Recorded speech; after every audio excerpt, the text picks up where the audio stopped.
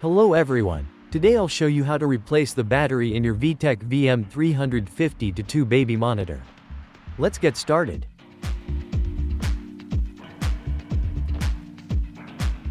First, remove the battery cover.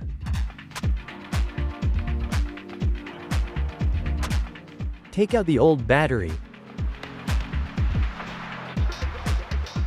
and replace it with the Cameron Sino CS-BY770SL battery.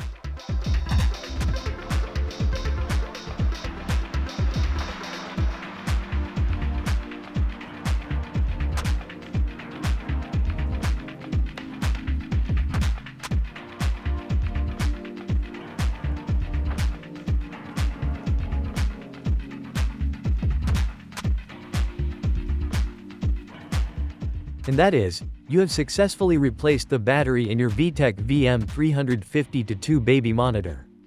Thank you for watching.